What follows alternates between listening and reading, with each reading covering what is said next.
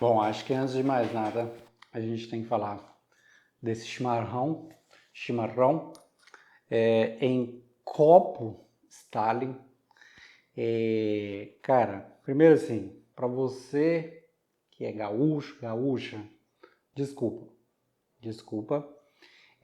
A questão é a seguinte, eu gosto de chimarrão, nunca tive o hábito de tomar, e agora eu decidi começar mesmo nessa situação precária aqui. Eu vou comprar uma cuia boa para mim, mas tá, eu fiquei muito tempo sem começar a tomar chimarrão, de fato, diariamente, porque eu não tinha o material perfeito. E agora eu decidi tomar. Então, desculpa, mas como diz aí a trend do momento, primeiro a gente começa, depois a gente melhora. Não é isso? Tá bom. Saudações efusivas. Meu nome é Renato Naves Prado. Eu sou fotógrafo, sou cinegrafista, sou montador audiovisual e sou professor de cinema e audiovisual no Instituto Federal de Goiás. E nesse canal aqui a gente fala sobre fotografia, sobre cultura visual, sobre pessoas que querem fotografar e conversar sobre fotografia, beleza? Bom, o vídeo de hoje eu queria falar de uma coisa que eu acho assim bem interessante. Ainda estou aqui no meu setup improvisado, no escritório da minha esposa. Mas é uma questão que tem me pegado muito nos últimos tempos e que é basicamente o seguinte: ser fotógrafo ou ser youtuber? Qual a diferença? Hoje em dia, para você começar na fotografia profissionalmente, é mandatório ter um YouTube? Bom, vamos falar sobre essas coisas que eu acho que isso é muito importante e tem tudo a ver. E como você pode ver, eu tenho um YouTube. Mas mesmo assim, mesmo chegando a essa conclusão, às vezes eu tenho problemas assim com o meu YouTube e vou falar por quê, porque eu quero abordar aqui essa questão filosófica comercial de 3 pontos diferentes pelo menos, tá? Então, primeiro uma questão de hierarquia entre os ofícios, tá? Ser youtuber é melhor que ser fotógrafo? Como é que é essa questão do status e o que isso pode gerar para você? Depois aquilo que eu acho que é fundamental, que vai dizer se você vai fazer as duas coisas ou não, caso você considere isso, que é a prática do dia a dia. Como é o cotidiano de uma pessoa que faz YouTube e como é o cotidiano de uma pessoa que fotografa? São bem diferentes, tá? Tem similaridades, tem uma interseção, mas elas são diferentes e aqui eu acho que é onde vai pegar para a maioria das pessoas, se você vai gostar. Mas se você está no início, a verdade é que você ainda não sabe se você vai gostar mais de fazer o YouTube ou de fotografar. E aí só o tempo irá dizer, né? Nem sempre o que a gente acha que a gente vai gostar mais é o que a gente gosta. E depois no sentido econômico, claro, porque tudo que a gente faz tem uma questão econômica, tá? Ou você sustenta a sua fotografia através de uma outra coisa que você faz na vida, e aí você precisa muito pouco do YouTube, se esse for o caso, a não ser que você ache divertido, ou isso vai fazer parte da sua estratégia econômica. Então, vamos aí abordar esses 3 planos e, claro, fazer um refil aqui no meu chimarrão. Bom, primeiro vamos lá para a questão da hierarquia, tá? O que eu quero dizer com hierarquia? Todo ofício nosso, a gente tem um pouco de status associado a ele, né? Então, assim, por isso que às vezes a gente fala, quando a gente é pequeno e tal, às vezes a gente até fala umas coisas grosseiras, escuta e fala coisas do tipo, eu não quero ser gari, por isso que eu estou estudando, não quero ser pedreiro, enfim. Essas coisas são grosseiras porque essas profissões são extremamente importantes, tá? E é importante que a gente valorize as pessoas que estão nessa profissão. E de fato tem lugares no mundo agora que valorizam muito, né? Uma pessoa que sabe construir uma casa no braço. Então o que acontece é o seguinte: o status de uma profissão, ele é uma coisa que no início, às vezes, ele conta muito para a gente fazer uma escolha, mas ele é bem ilusório, tá? Eu não vou dizer que você não vai ganhar nada se você exercer determinados tipos de profissão, mas ele é um status ilusório. Eu vou te falar por quê. Então imagina que você tenha a profissão dos seus sonhos aí que te dá o status que você quer. Mas e aí? E se amanhã você não puder desempenhar ela por algum motivo? Então quer dizer que você não tem mais motivo para ter autoestima? Sua vida acabou? Então quando a gente atrela nosso autoestima, nosso senso de valer a pena a vida a uma coisa externa, vai dar certo quando a gente recebe elogios e vai dar muito errado se a gente não receber elogios, tá? Eu tiro fotos. Se as minhas fotos forem interessantes, se elas me gerarem mais contato, mais dinheiro, mais não sei o que, ótimo, ótimo. Mas se elas não me gerarem nada disso, eu ainda vou tirar fotos e vou fazer álbuns para mim. Por quê? Porque eu gosto. Então esse status é ilusório e eu já começo falando que não existe essa hierarquia. Ah, eu sou um fotógrafo que não faz YouTube, sou muito bom e tal. Igual a gente tem vários na história aí, até porque o YouTube não existia. Mas isso não quer dizer que eles sejam melhores que outros. Então um fotógrafo que tem uma carreira maior, melhor para ele nesse sentido, mas não é uma hierarquia de fotos, tá? De qualidade de fotos. Até porque isso é muito subjetivo. Então vai ter fotógrafos que você vai gostar mais, trabalhos fotográficos, né, que você vai gostar mais e outros que você vai gostar menos. Então vamos tirar isso do caminho. O segundo ponto é a prática. A prática é muito diferente. Antigamente, a câmera de fotografia só fotografava e a de vídeo só fazia vídeo. Aliás, de vídeo às vezes até fazia foto também, mas eram duas coisas diferentes, tá? E aí ali para 2008, 2009 teve essa virada, bem quando eu formei na faculdade de fotografia, teve essa virada em que as câmeras de fotografia começaram a filmar, as digitais. E aí o impacto é grande no ofício por causa disso, né? Hoje em dia você tem poucas pessoas que só fotografam mesmo, poucas que eu digo assim, num percentual, muitas pessoas que fotografam também prestam serviço de vídeo, mesmo que seja como freelancer para filmar e tal. Mas são duas coisas diferentes e elas são muito diferentes no dia a dia. Eu, por exemplo, que adoro fotografia de rua e retrato, eu sair para fazer só fotos é uma coisa, inclusive é a coisa que eu mais gosto, sair sozinho para fotografar, em termos de profissão, né? E você sair para fazer um vídeo é muito diferente. O equipamento que você precisa é ligeiramente diferente, você possa usar a mesma câmera, mas aí você já tem preocupação com o áudio, e aí você tem preocupação com outras coisas também, porque aqui eu tenho um enquadramento, uma foto só, mas eu tenho um texto, eu tenho uma coisa que eu estou dizendo aqui. Claro que tem vídeos de várias maneiras, talvez você vai só fazer um conjunto de planos, colocar uma música, não sei, ou fazer uma narração, mas o fato é, o vídeo é imagem e som. Então já é uma outra coisa, já é uma outra maneira de expressar. Se eu quisesse expressar tudo isso que eu estou dizendo aqui de maneira só escrita, seria outra coisa. Se eu quisesse expressar isso através de fotos, seria outra coisa também. Então, o dia a dia é diferente e, sobretudo, por exemplo, uma coisa básica é que você vai precisar de muito mais HD para fazer vídeo, principalmente se for em 4K. Tá? Só para você ter uma ideia, o meu estoque, meu arquivo de fotos digitais de 20 anos tem quase 2 teras.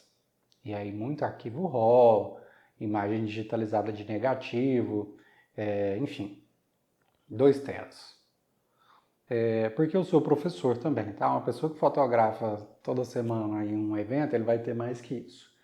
Mas se ele fizer essa mesma coisa em vídeo, tá? Em um ano fazendo vídeo, eu fiz um curso que tem a ver com o meu doutorado e tal, agora eu vou falar mais disso, e fiz YouTube e tal. Em um ano eu fiz 4 teras de vídeo, filmando em 4K.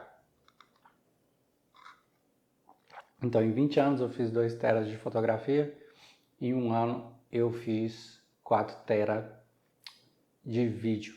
Agora tenha em mente que eu sou um cara que fotografa pouco. Eu aprendi a fotografar com filme e então às vezes demorava, sei lá, uma semana, 15 dias para e um filme de 36 poses. Então eu aprendi a fotografar pouco e eu ainda acho que quando a gente fotografa muito, a gente tem que editar muito e editar é uma coisa que eu não gosto muito. Enfim, vamos lá.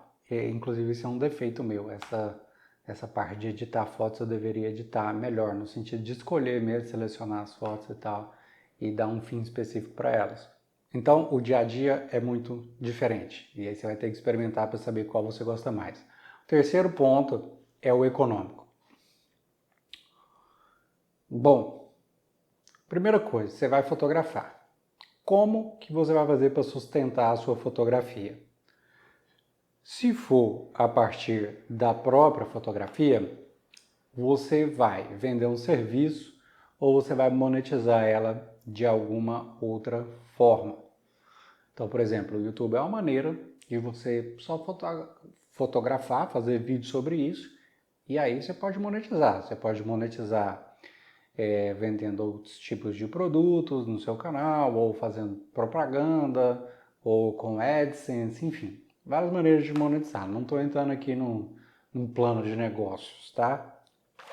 Mas tem várias maneiras de você monetizar e essa é uma delas. Agora, o que acontece quando você faz conteúdo no YouTube? Que é um pouco diferente de outras plataformas. Acontece que quem é o seu público-alvo? Eu quero dizer, imagine que você mora numa cidade aí do interior. Vamos colocar mais ou menos 100 mil habitantes, um pouco mais, um pouco menos. Se você fizer conteúdo que outros fotógrafos assistam, o que você tem a ganhar caso você seja aí um fotógrafo de casamento, evento? Eu tô falando no masculino, tá, gente? Mas, por favor, sintam-se incluídos aí, tá?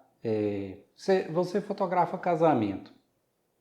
O que fazer um conteúdo enfim, sobre fotografia vai te agregar em termos de clientes aí? Talvez nada. Tá? Talvez nada. E é isso que você tem que ter em mente. Então, se você quer atrair pessoas para te contratarem como fotógrafo de casamento, talvez você devesse fazer conteúdo para noivos. E aí pode ser YouTube? Claro, não estou aqui para dizer o que é melhor ou o que é pior. Talvez outras redes sejam melhores para isso. Mas é importante saber para quem a gente está falando. Eu falo para quem faz fotografia. Por quê? A minha principal fonte de renda em relação à fotografia, nesse momento, é como professor. Então, eu estudei fotografia, pratiquei fotografia, aí fui trabalhar com vídeo, sendo editor de vídeo, montador de cinema e alguns freelas de cinegrafista e tal. E aí me tornei professor de fotografia e hoje sou professor concursado na área de cinema e audiovisual, que vem tanto da minha fotografia como da minha experiência com montagem. Dou aula dessas duas coisas. E aí, por exemplo, o meu doutorado é na linha de pesquisa de educação, arte e cultura visual. Então, faz sentido para mim que o meu conteúdo seja para falar com outras pessoas que praticam fotografia, que querem aprender, que querem começar nesse caminho. Os meus fotolivros, pessoas que fazem fotografia são o público-alvo dele, os que eu vou lançar, né, que eu já tenho aí no arquivo. Os livros que eu quero lançar sobre fotografia para pessoas que querem aprender e tal, que eu já estou preparando alguns. Então, faz sentido eu falar para fotógrafos. Tem uma exceção, que é se você quiser ser referência junto a fotógrafos e isso isso pode te trazer clientes de uma maneira indireta, tá? Então, claro, assim, você pode fazer um workshop aqui, outro lá, mas vamos continuar com o exemplo de fotografia de casamento. Se você acaba sendo referência em fotografia de casamento, se você é referência, talvez seu YouTube não dê ali de AdSense, né? O dinheirinho do YouTube não seja grandes coisas para você. Mas talvez você seja uma pessoa que está no painel de fotografia de casamento no evento em São Paulo e as outras pessoas te conhecem e logo você vira referência e aí você vai, obviamente, poder cobrar mais caro.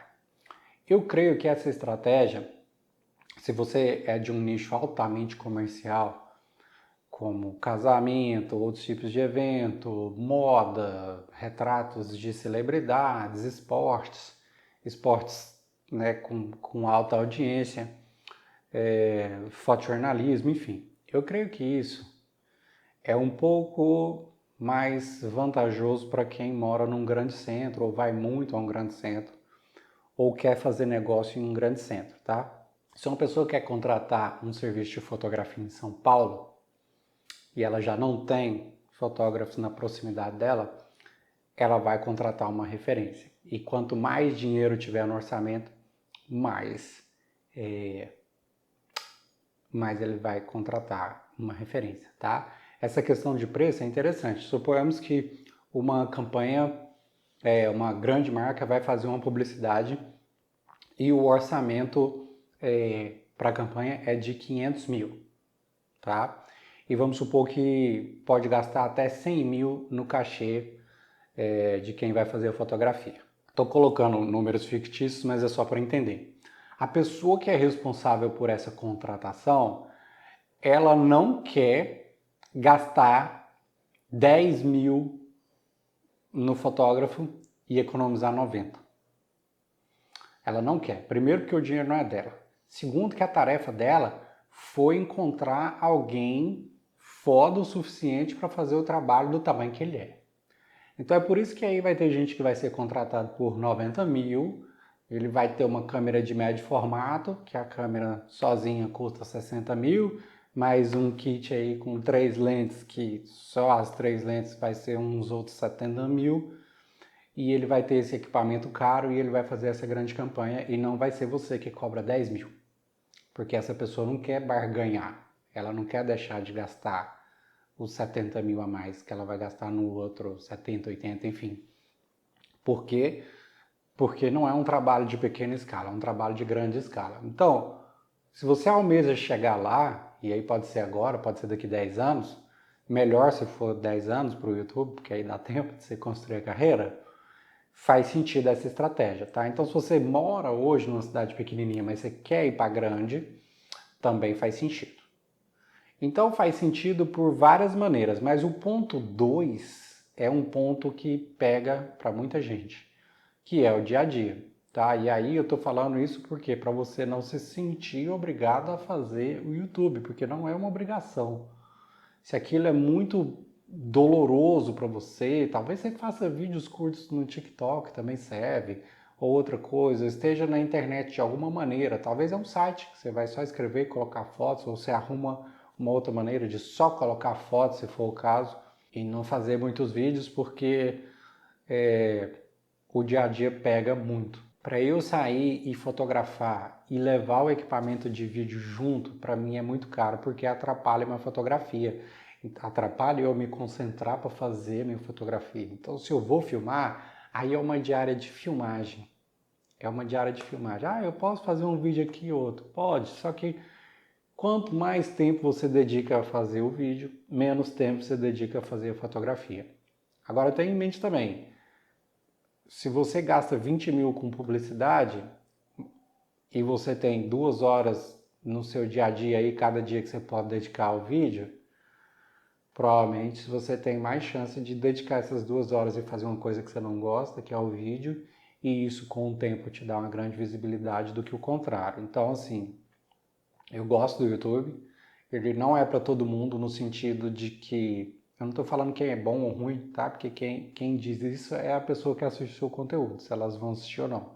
Eu estou dizendo que não é todo mundo que vai gostar de fazer, e não é obrigatório. Se você não gosta, não faça, mas é uma boa opção. Se você abrir um canal de YouTube, me manda o link que eu quero assistir, porque eu acho que é o contrário do que todo mundo pensa. Quanto mais gente estiver fazendo conteúdo, mais gente assistindo, quer dizer que tem demanda e aí eu acho que é bom para todo mundo, que é aquela coisa que quando a maré sobe, ela leva todos os barcos. Então, Pode ter gente aí que está lá em cima, tendo, né, 300 mil views, mas aí vai ter um monte de gente aqui embaixo com 10 mil, 20 mil. Então, se você fizer o seu canal, me manda, quero conhecer.